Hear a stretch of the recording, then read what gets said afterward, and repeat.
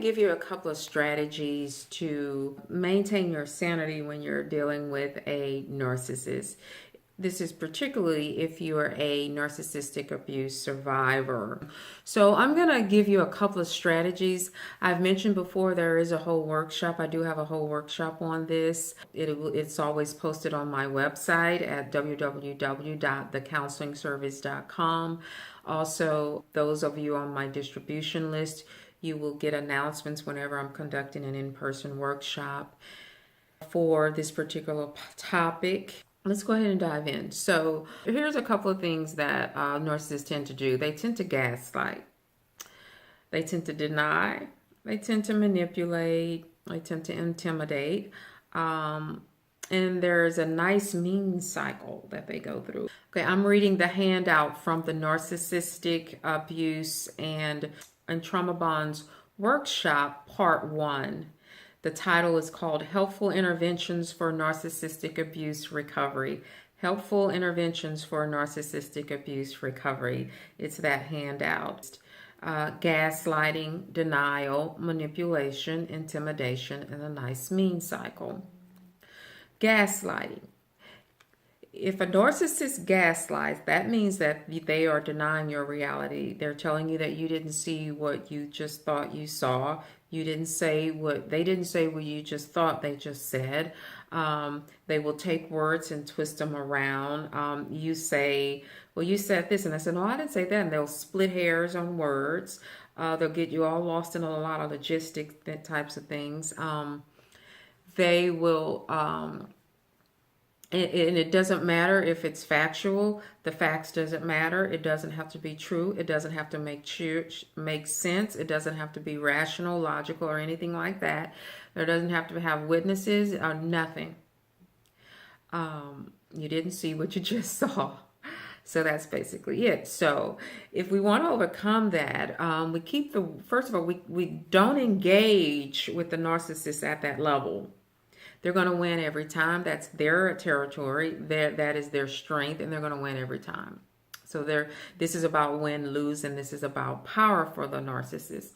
It's about nothing but power. Win, lose, that's it. They're not concerned about connecting, figuring things out, negotiating, coming up with a solution, that type of thing. All they want is power.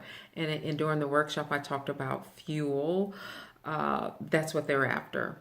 So when they gaslight, and if you get upset about it and you get frustrated and you start trying to explain and try to show them the error of their ways and trying to help them with recalling more accurate, it's just going to be more and more gaslighting. You're going to get more of what you've been getting. Can't change them. Here are some strategy. Here are some phrases. Nevertheless, you can say nevertheless. Well, you said this, I said that. Nevertheless, this is how I feel about it. Nevertheless, this is how I think about it. Even then, there needs to be a limit. You've got to have a cutoff point to where you just get out of there, get out of that conversation. You may have to get off the phone or get out of the room or leave the room or whatever that is. But it is very important that you come up with some phrases that you're going to use on a regular basis. Really short phrases. So that you don't get caught up into the hurricane and the crazy making of the gaslighting and start doubting yourself. If you're a narcissistic survivor, you're very used to doubting yourself and doubting your reality. And so in some of the other videos, I've talked about the importance of reality check, having friends, having support, having a secure base person or two that you can go to for reality checks. Is this me? Is it there? You know, until you get used to that and that becomes second nature. Gaslighting. So have in your mind that you didn't do anything wrong.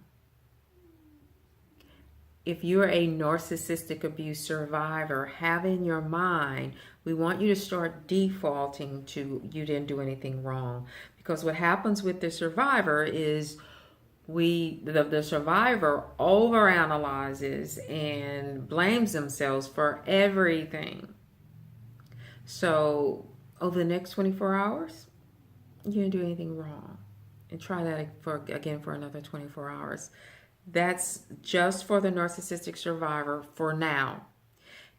Get adult supervision on this.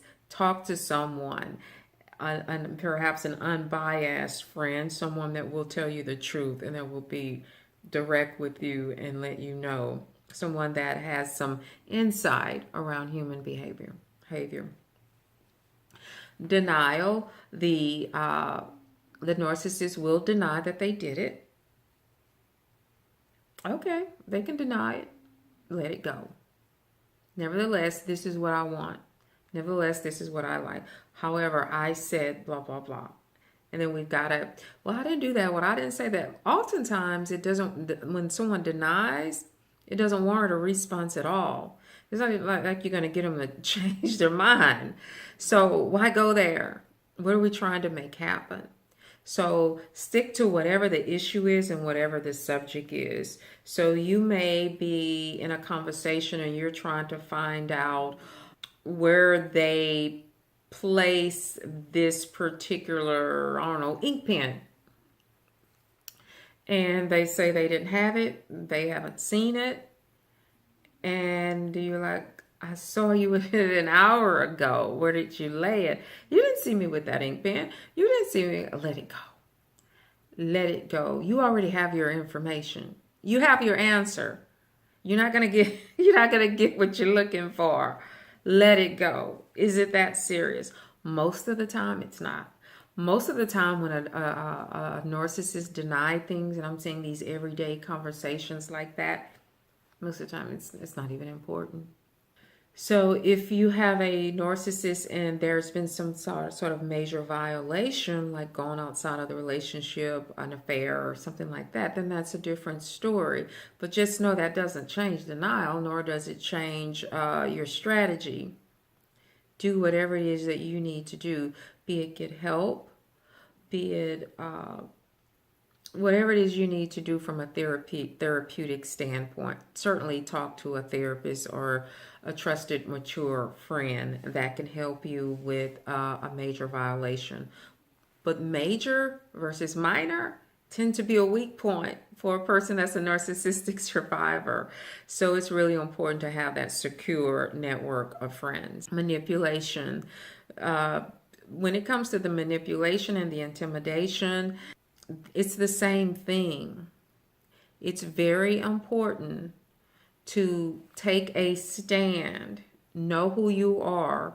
I did see the other videos on your attachment styles from the workshop gave you pointers on how to take a stand, how to be yourself, how to hold on to yourself, strategies that you can use. Stick to those strategies.